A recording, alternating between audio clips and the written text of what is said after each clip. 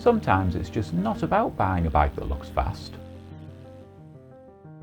Sometimes it's not even about buying a bike that's actually fast. But here's the thing, if you want a bike that's as fast as it looks, then you're probably not going to be disappointed with the new bike from Harley.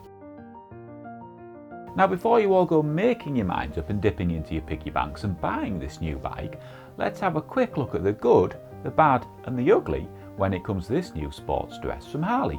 Because in my mind there's still a few things that just don't add up about this bike, but more about that a little later.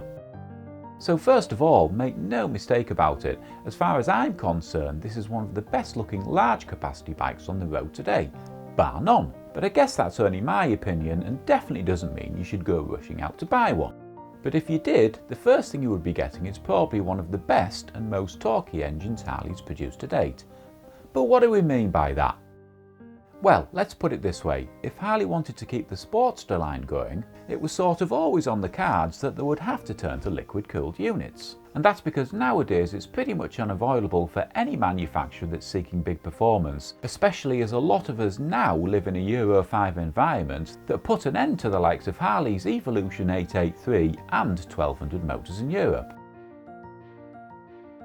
So, with those no longer being on the table to use, and to keep its sports line on the move, Harley's developed new motors like the Revolution Max that you get in the new Pan American adventure bike, and of course this new Sportster.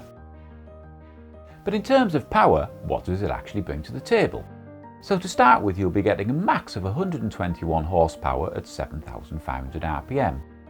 Now this is a bit unusual, as the Pan Am that uses the same engine gets around 150 horsepower. Now yes, I know that's a big drop, but on the flip side you do get around 127 Newton meters of torque at 6,000 RPM, giving you 12 extra Newton meters of torque as a trade-off. Now with that said, I'm sure a lot of you out there will be thinking, hold on a minute, I think the extra 30 or so horsepower would have been better. And if that is you, please let us know in the comments section at the end of this review. But, just laying all that to one side for a moment, there's one thing we can't get away from, and that's that this new Revolution Max ST unit is the fastest and most powerful unit to date that the Sportster's ever seen. Now this bike clearly has the potential to put a big smile on your face, especially if you crank it down and let it fly. But like many others, the thing that first drew my attention to this bike was the way it looked. And let's face it, with its long low heavy sweeping lines, muscular front end and a twin flat track styled exhaust, it's an absolute peach. But here's the thing that really surprised me about this bike. Despite Harley beefing up the bike suspension and adding a whole bunch of extra electronics that we'll come to in a moment, bigger brakes and of course a liquid cooling system, this new Sportster has somehow managed to come out weighing less than its predecessor.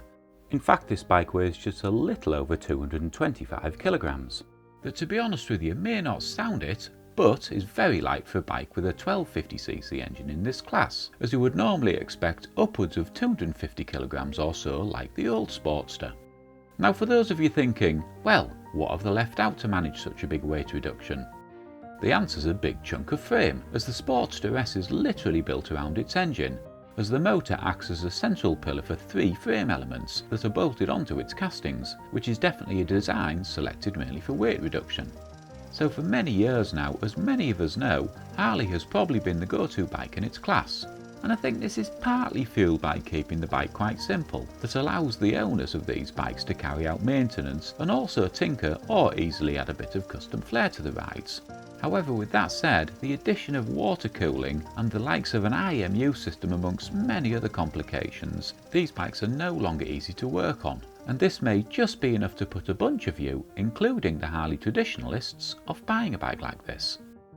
Now look, I don't want you to misunderstand what I'm saying in any way here, because having the likes of an IMU system that can cast an eye over things like the bike's lean angle cornering sensitivity, helping you to stay on the straight and narrow, would be very difficult to consider as being a bad thing, or maybe even some traction control, or a 2-channel ABS system that will also help you stay upright if you find yourself braking into a corner and hit some loose gravel. Now I know that with every electronic improvement we make to modern bikes like this new Harley, some will only see the negative side, and that's only a decision you can make.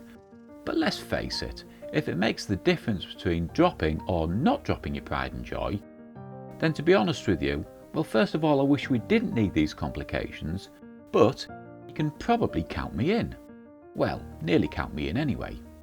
So there's definitely a lot to like about this new Sportster, but at the same time there's also a few things that just don't quite add up for me. Starting with that brilliant 4-pot Brembo monoblock caliper up front. Now that on its own probably sounds a bit weird, but let me explain what I mean by that. For a bike that's as light as it is in its segment, this is not a bike that's light overall, and I personally can't help thinking, why not 2 Brembos up front? As to put it bluntly, this is a big hunk of metal with 121 horses behind it, that has enough force to put any braking system under some serious stress. Now obviously there's no doubt in my mind that this bike will stop effectively and on time, but it's probably going to lack the linear progressive smoothness you could expect from a twin caliper setup. But let's just park that for a moment while we take a look at the bike's suspension.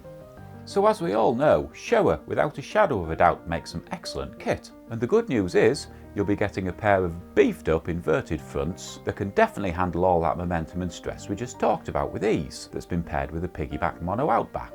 Now both offer full adjustability, which is great for the front end of the bike.